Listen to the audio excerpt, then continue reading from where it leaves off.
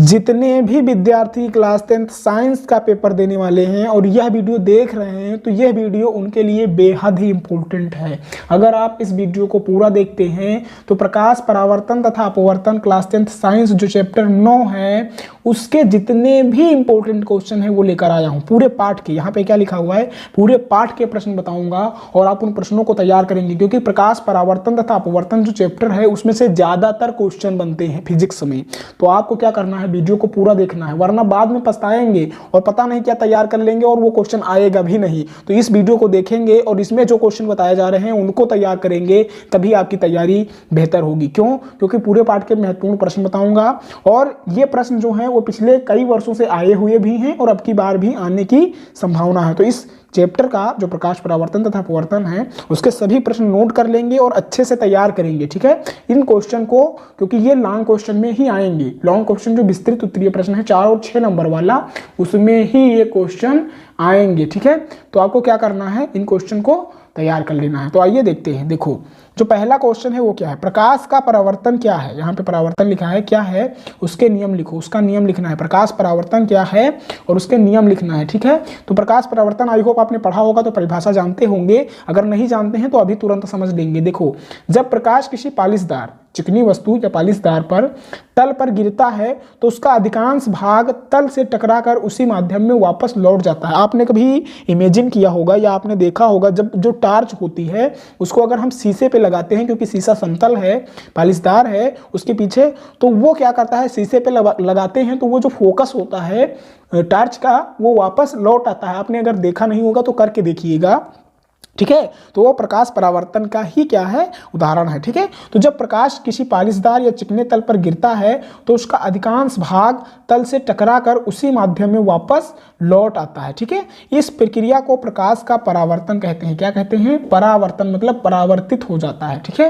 तो प्रकाश का परावर्तन कहते हैं। आई होप परावर्तन की परिभाषा आपको पता चल गई होगी। परावर्तन के नियम अब हम देखेंगे, क्योंकि परावर्तन के नियम भी पूछा जाएगा। तो परावर्तन के 2 नियम होते हैं। कितने? 2 नियम होते हैं और इन दोनों नियमों को आपको एग्जाम में लिखना होगा। पहला नियम क्या है, आपतित किरण आपतन बिंदु पर अभिलंब तथा परिवर्तित किरण तीनों एक ही तल में होते हैं। ये चित्र आप देख सकते हैं। देखो क्या पूछा गया है, क्या बताया गया है पहले नियम में, जो आपतित किरण है या आपतित किरण है। फिर क्या है, आपतन बिंदु, ये आपतन बिंदु है, आप देख सकते हैं ये क्या है, ये आपतन बिंदु है। फिर देखो अभिलंब, ये अभिलंब है कि नहीं है। तो देखो आपतित किरण, आपतन बिंदु, अभिलंब और परावर्तित किरण, देखो परावर्तित किरण है ये कि नहीं है।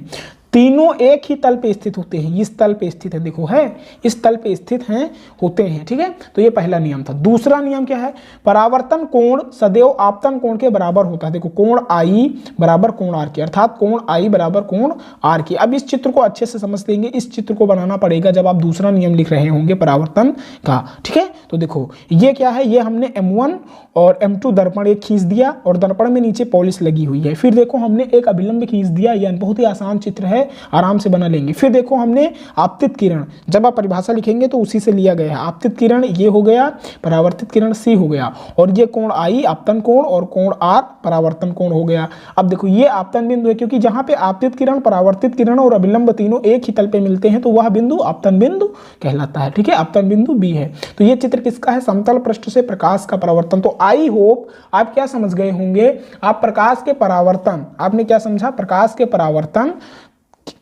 क्या है और उसके नियम क्या है, ये आप समझ गए होंगे। फिर देखो दूसरा क्वेश्चन क्या है, इसको हम देखते हैं, बहुत ही इंपॉर्टेंट क्वेश्चन है, तो आप तैयार कर लेंगे। दूसरा क्वेश्चन देखो, प्रतिबिंब क्या है, प्रतिबिंब क्या है, यह कितने प्रकार का होता है, तो ये आपको बताना है। तो आइए उत्तर देखते हैं।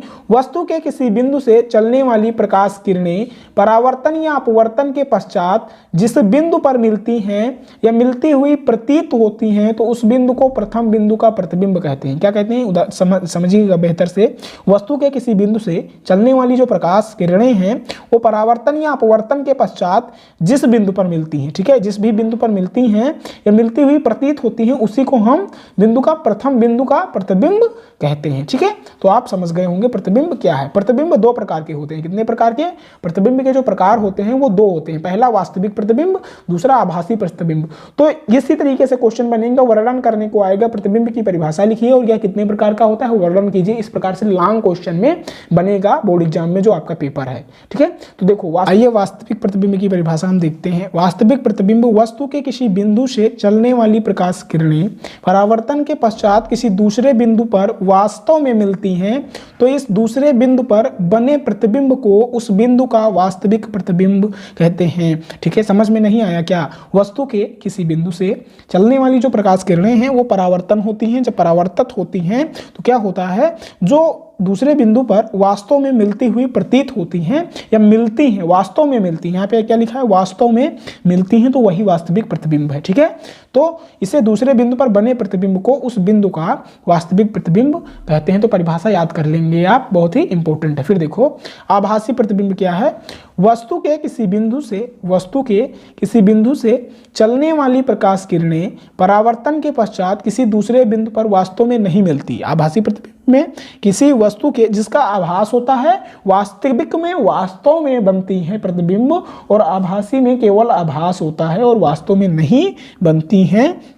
तो आप समझ गए होंगे कि आभासी और प्रतिबिंब और वास्तविक प्रतिबिंब में क्या अंतर है। ठीक है, नहीं मिलती हैं परंतु दूसरे बिंदु से आती हुई प्रतीत होती हैं, तो इस बिंदु पर बने प्रतिबिंब को उस बिंदु का आभासी प्रतिबिंब कहते हैं। ठीक है, तो आभासी प्रतिबिंब की आपकी परिभाषा तैयार हो गई। यानी आपने क्या सीखा? आपने सीखा कि प्रतिबिंब क्या है और यह कितने प्रकार का होता है। प्रतिबिंब जो है उसको आपने सीख लिया, और प्रतिबिंब जो है वो वास्तविक प्रतिबिंब और आभासी प्रतिबिंब दो प्रकार का होता है। अगर आपने अभी तक कुशांक ऑनलाइन क्लासेस यूट्यूब चैनल को सब्सक्राइब नहीं किया तो इमीडिएटली कर लें, क्योंकि यहाँ पे board exam class 10th all subject की तैयारी करवाई जाती है। जो बोर्ड एग्जाम 2024 यूपी बोर्ड देने वाले छात्र हैं वो तुरंत सब्सक्राइब कर लें कुशांक ऑनलाइन क्लासेस जो यूट्यूब चैनल है उसको। ठीक है, आइए आगे देखते हैं आगे क्या है।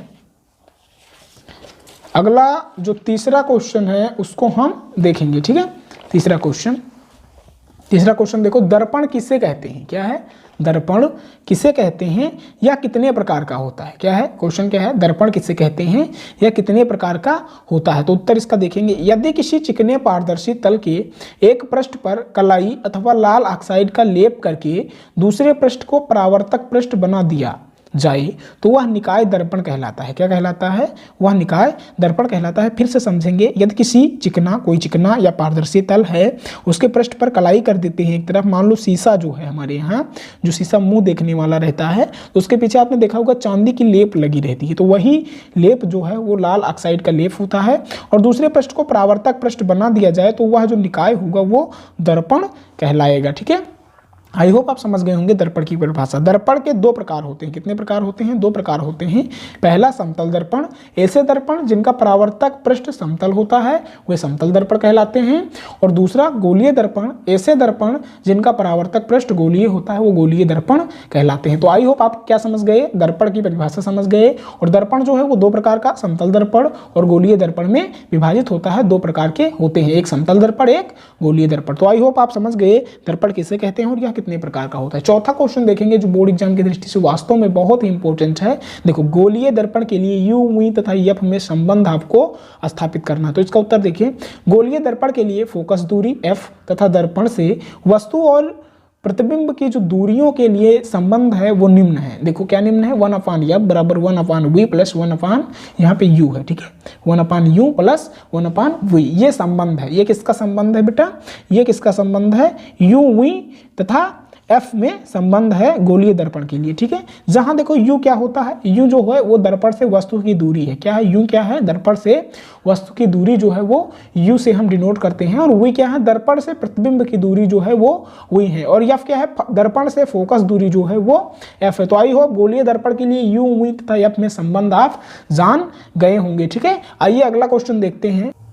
अगला क्वेश्चन 5 नंबर बेहद ही इंपॉर्टेंट है। क्या है? प्रकाश का अपवर्तन क्या है? ठीक है, परावर्तन और अपवर्तन का नियम में से कोई ना कोई नियम जरूर पूछेगा, तो आप इन दोनों में से कोई ना कोई क्वेश्चन तैयार कर लीजिए। ट्रस्ट में, अगर इस वीडियो को आपने देखा है तो क्या करें, इन सारे क्वेश्चन को भी तैयार करें ताकि आप अच्छे नंबरों से पास हों क्लास 10th साइंस में। और इसके क्या नियम है ये आपको बताना है। प्रकाश अपवर्तन क्या है और इसके क्या नियम है ये आपको लिखना है। तो उत्तर देखेंगे, प्रकाश किरण से एक माध्यम से दूसरे माध्यम में प्रवेश करने पर उनके पथ में परिवर्तन होने की घटना को प्रकाश का अपवर्तन कहते हैं। देखो, प्रकाश किरण जो है वो एक माध्यम से दूसरे माध्यम में जब प्रवेश करती है तो वो क्या करती है, उनकी जो किरणें हैं वो परिवर्तित हो जाती हैं और उसी घटना को प्रकाश का अपवर्तन कहते हैं। ठीक है, आइए आगे देखते हैं। आगे क्या क्वेश्चन है उसको हम देखेंगे।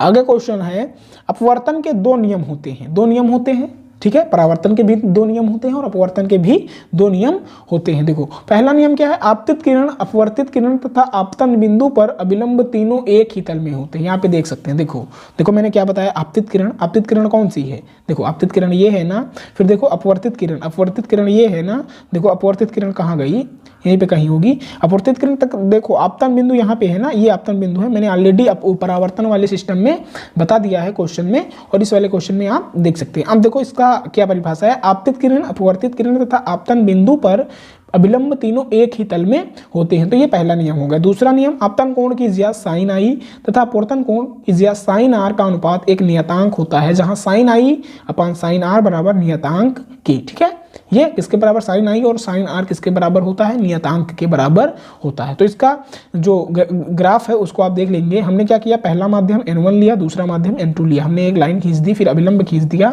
ठीक है, अब देखो यहाँ पे आपतन कोण है I और यहाँ पे आपतित किरण है। आपतित किरण जो है वो परिवर्तित हो जाती है अपवर्तित किरण में, और यहाँ पे अपवर्तन कोण है। ठीक है, I और R अपवर्तन, देखो I क्या है आपतन कोण और अपवर्तन कोण क्या है, R है। ठीक है, और ये क्या है, आपतन बिंदु है, ये जो है ये आपतन बिंदु है। ठीक है, ये दूसरा माध्यम N2 है। तो आई होप आप समझ गए होंगे, ये चित्र बहुत ही आसान है बनाना। और इसे स्नेल का भी नियम कहते हैं।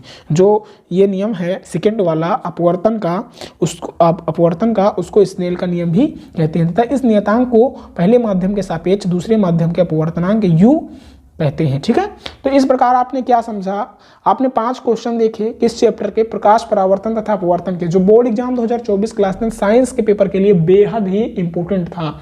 आप इन सभी प्रश्नों को तैयार करेंगे और अपनी तैयारी को बेहतर करेंगे। ठीक है, तो फिर मिलते हैं नेक्स्ट वीडियो में, तब तक के लिए मस्त रहें और पढ़ते रहें।